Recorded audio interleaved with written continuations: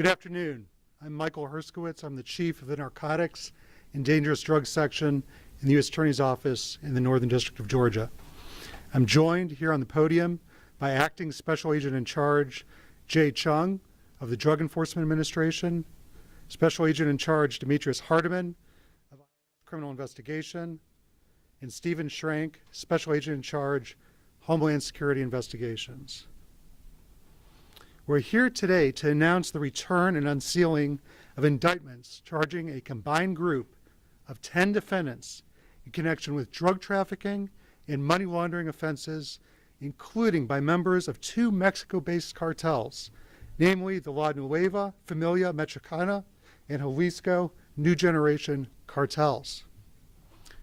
Today is an important day for the Department of Justice, the citizens of the Northern District of Georgia, and for the American people in our common fight to combat the flood of deadly drugs across our borders into the United States. It is also an important day for the citizens of Mexico who are terrorized daily by the violence unleashed by these cartels. More information about these matters will be included in lengthy press releases we will publish this afternoon. With regard to the first indictment, in the matter of United States versus siblings Johnny Arato Olescalaga and Jose Alfredo Olescalaga, earlier this year, the U.S. Department of State announced the designation of La Nueva Familia Cartel as a foreign terrorist organization and specially designated global terrorist. Johnny Arato and Jose Arato, better known by the aliases El Pez and El Fesca, respectively, are alleged co-leaders and co-founder of La Nueva Familia and responsible for the cartel's resurgence in the past decade or so. Now, these brothers were charged by a federal grand jury in the Northern District of Georgia with various crimes related to the manufacture, distribution, and importation of massive quantities of heroin, cocaine, methamphetamine, and fentanyl into the United States. Their indictments and warrants for their arrest were returned in September 2024 and just unsealed. Prior to his indictment, Johnny Arato was designated as a Consolidated Priority Organizational Target, or CPOT, by the Organized Crime Drug Enforcement Task Force program, given the cartel's reach into various cities across this country, including right here in Atlanta. Both Arato brothers are fugitives believed to be residing in Mexico. The Department of Justice is pleased to have worked in close coordination with partner agencies, including the U.S. Department of State and the U.S. Department of the Treasury, in responding to La Nueva Familia's criminal conduct. The State Department has announced rewards offers of up to $5 million and $3 million for information leading to the arrest of Johnny Arato and Jose Arato, respectively. It is our hope that these multi-million-dollar rewards will encourage people to come forward with what they know about their Arato brothers, both here in the United States and in cities and towns in Mexico, who are most impacted by the cartel's violence. And the Department of Treasury is continuing to impose OFAC sanctions against more of the cartel members, including new sanctions against two more Arato siblings, Ubaldo Arato and Adita Arato. Now, the second indictment I want to talk about today is in the case of United States versus Sandra Beatriz Hernandez Choel et al. It was returned by the grand jury on April 1, 2025, just 2 weeks ago, and it was just unsealed. Now, this indictment charges 7 individuals in Georgia and Mexico for operating a drug trafficking and money laundering ring tied to a Mexico-based trafficker.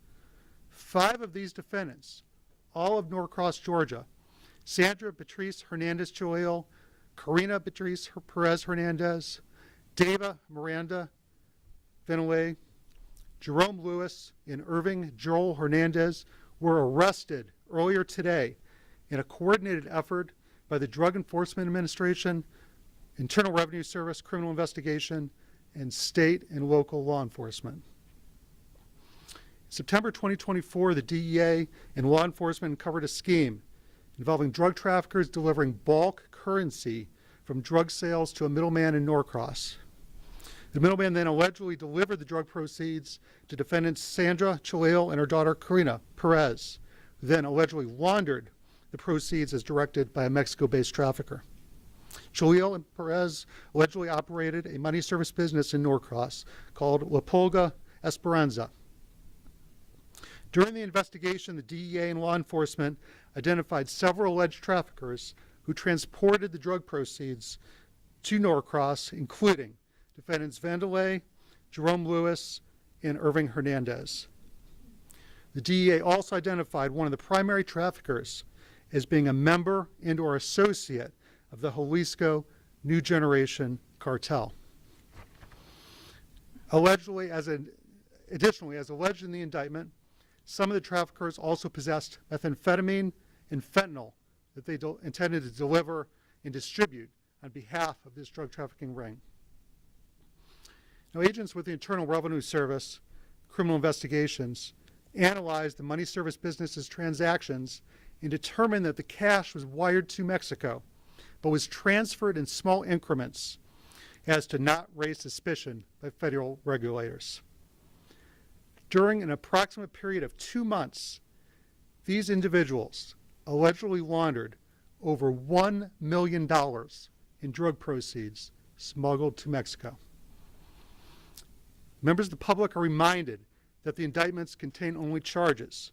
The defendants are presumed innocent of the charges, and it will be the government's burden to prove the defendant's guilt beyond a reasonable doubt at trial. Our office is very appreciative of the tremendous work of our law enforcement partners and the assistant U.S. attorneys assigned to these cases, who all put in long hours to ensure that justice is served. At this time, I'd like to welcome DEA Acting Special Agent in Charge, Jay Chung.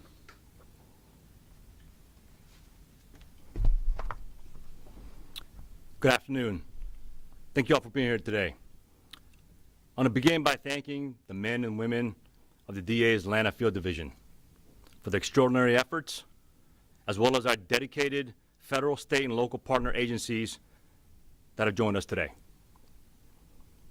I also want to recognize our partners at the Department of State, Department of Treasury, specifically Office of Foreign Assets Control, United States Attorney's Office, and the Office of International Affairs.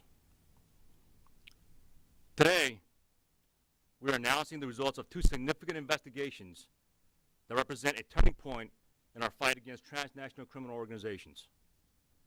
These cases, Operation Diablos Rojos and Operation Blue Majou, better known as Blue Magic, demonstrates our ability to leverage every tool in the federal arsenal to attack and dismantle dangerous drug trafficking and money laundering networks operating in the United States and abroad. For the first time, these cases involve indictments and OFAC sanctions linked to an organization now designated a foreign terrorist organization. The FTO designation of La Nueva Familia Michoacan, a violent cartel operating in the United States to include here in Atlanta and across more than 35 cities and towns in Mexico. The FTO designation has allowed law enforcement to apply enhanced counterterrorism authorities to drug cartel operations, something we believe that will have a greater impact in the fight to protect our communities. Through targeted investigations, our team uncovered over $2.2 million in laundered drug proceeds, seized 30 pounds of fentanyl, thousands of fake pills laced with fentanyl and xylazine, known as tranq, methamphetamine, firearms, and uncovered a criminal infrastructure that includes licensed money service business operating here locally, who are funneling drug proceeds directly back to cartel leaders in Mexico. In the past 24 hours, DEA and our partners have seized over 100 pounds of fentanyl, $300,000 of suspected drug proceeds, guns, and made 22 arrests, 11 of which are illegal criminals. To be clear, we're using every authority, every partner, every resource available to keep those dangerous networks out of our neighborhood and our country. This success is about partnerships across federal, state, and local law enforcement agencies. And it's about sending a clear message. If you traffic fentanyl, methamphetamine, other illicit and dangerous drugs, or launder drug proceeds, or work with the cartels, we will hold you accountable. Thank you.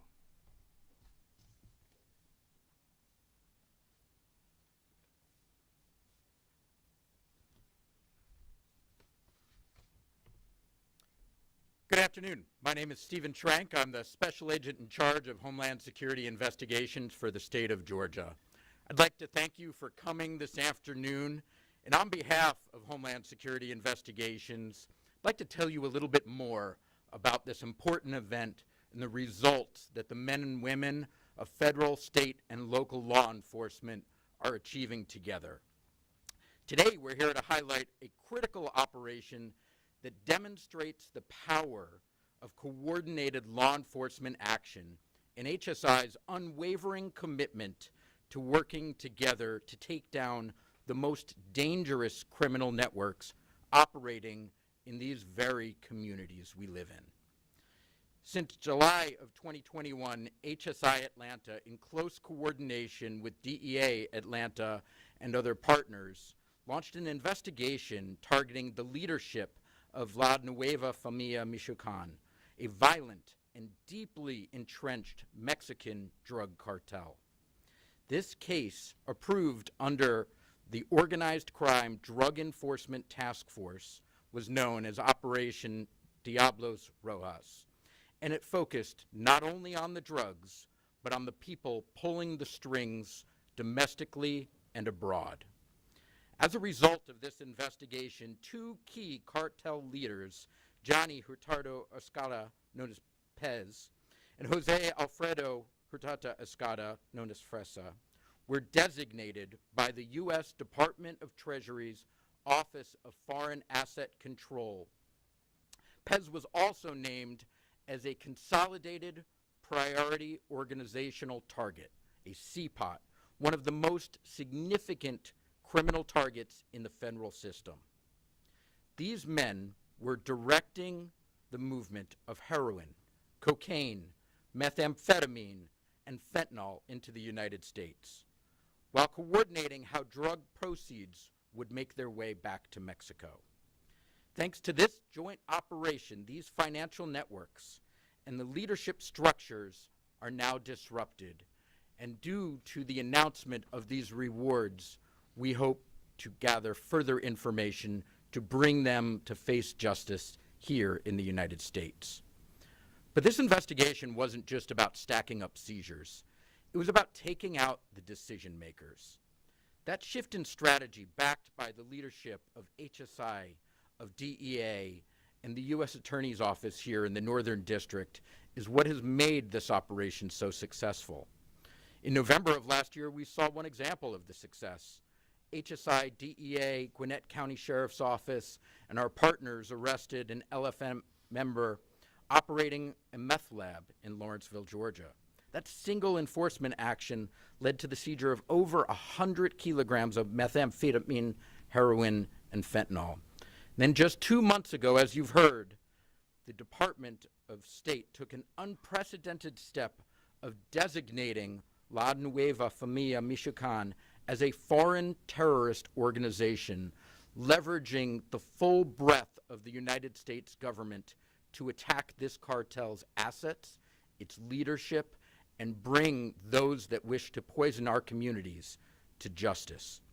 This speaks volumes about the level of threat and the seriousness that federal law enforcement is taking this, as well as highlighting the impact we've made. HSI will continue to work side by side with our federal, state, and local partners to go after the top levels of these criminal organizations. We will be relentless in that pursuit, and we are united in that purpose. Together, we will keep driving these threats out of our communities. Thank you.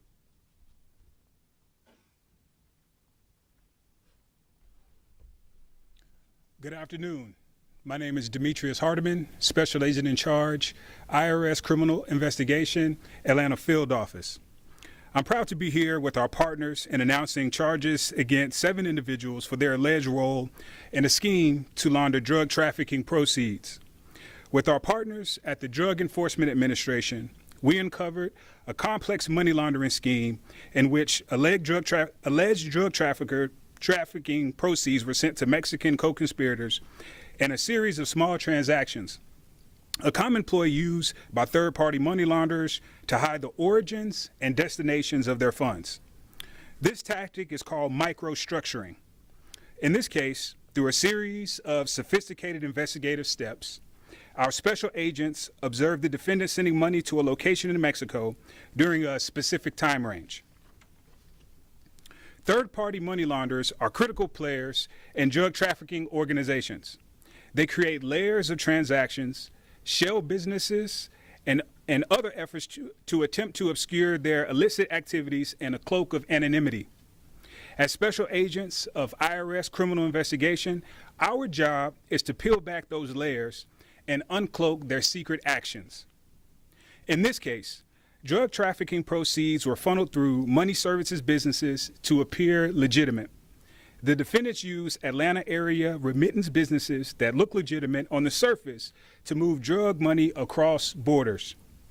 It goes without saying that money is the lifeblood of drug trafficking organizations. They exist for no other reason. When we take out their financial infrastructure, we effectively end their operations, which has benefits that reverberate deep into the community.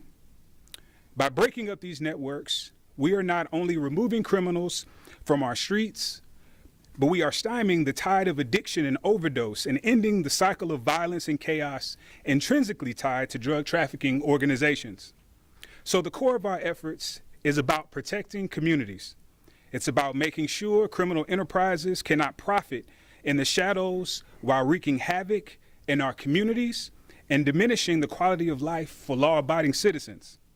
If nothing else, this takedown reminds us that crime leaves a financial footprint, and no one follows the money trail better than IRS criminal investigation.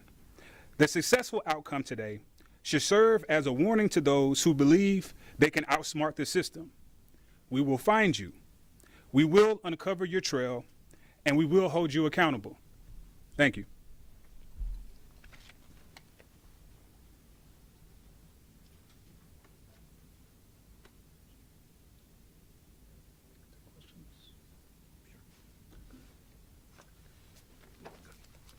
Take some questions. Jay, can you tell us anything about where these businesses were in Norcross and how many were involved? So we know of one business that was mentioned earlier that was involved, operated by Sandra Hernandez. It was a money service business that's particularly funneling money to the 2 organizations down in Mexico, La Familia Michoacan and CJNG. Are these businesses that law-abiding citizens also use? Like, were they operating undercover with actual other customers? So that is part of the operation of and how they conduct their business and operations, right? They want to stay under the radar, and so yeah, although they take in regular customers, but make no mistake, bulk of their business is done for drug trafficking and drug traffickers, which was coordinated through a person in Mexico that instructed the business to take particular people coming in their proceeds that would be drug trafficking proceeds. What kind of business was it that Sandra operated? It's a money service business. What was it called again? Is it La Esperanza? I believe so. So are we talking about actually bringing in Bulk currency, right? pounds of cash? Or how Well, does that- so it would be what we call smurfing, right? They would do it under a certain threshold to avoid filings, right, to the IRS. And so they would bring, you know, a lot of people would bring in small amounts of bulk currency to the business to be laundered to Mexico. And then those small amounts would be Of course. sent out I believe in a year's time, it was millions of dollars in a year's time. in a year's time. How can you describe what a small amount would be? So a small amount would be something under $10,000, right? It could be anything from, you know, $2,000 to $5,000 to, you know, to $8,000, $9,000. And once you pass the $10,000 threshold, there's certain reportings that money service businesses and banks and financial institutions have to file. And so they're trying to stay under the radar so they won't have to file those type of the banks or transactions or you know, they won't have to be filed. Can somebody explain what this is on the table and how it relates? So this is the 100 pounds of fentanyl in the brown packaging that I spoke about earlier. And then obviously you see approximately $300,000 in drug proceeds, suspected drug proceeds that we seized throughout last night and today. And yeah, there's guns and there's some jewelry in there as well. What's the significance about that?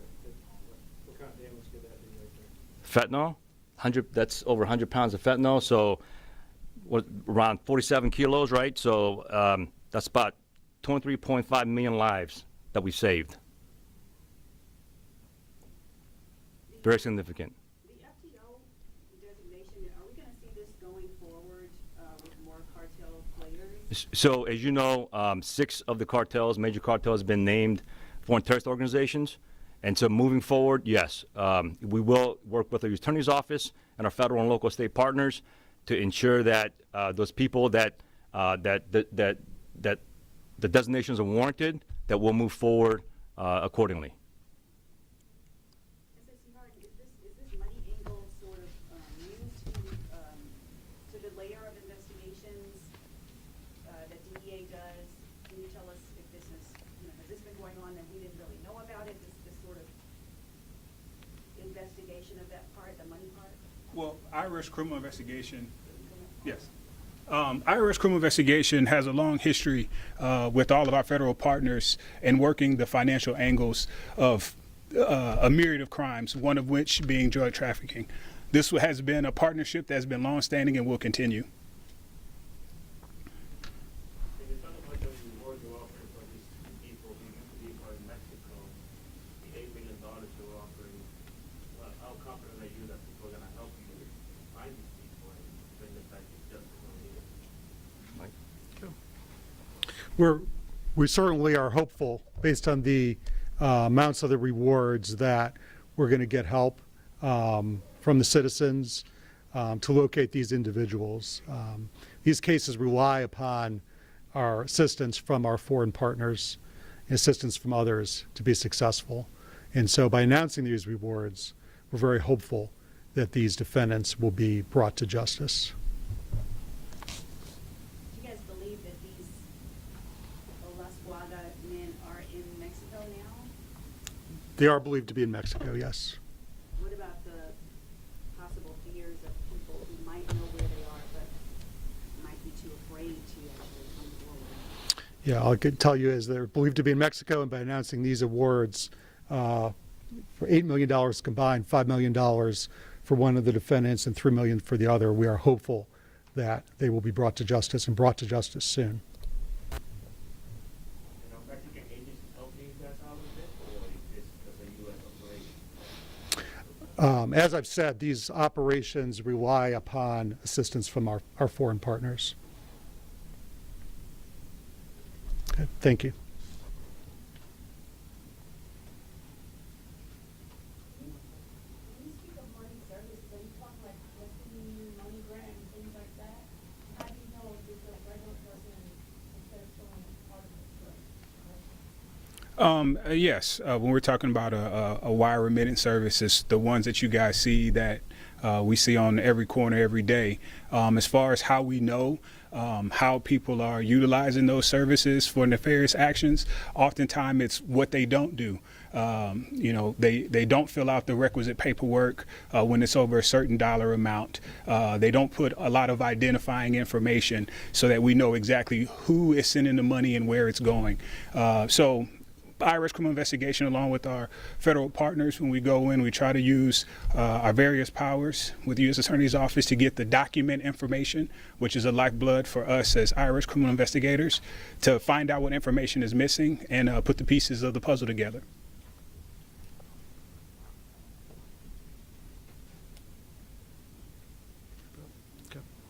Thank you.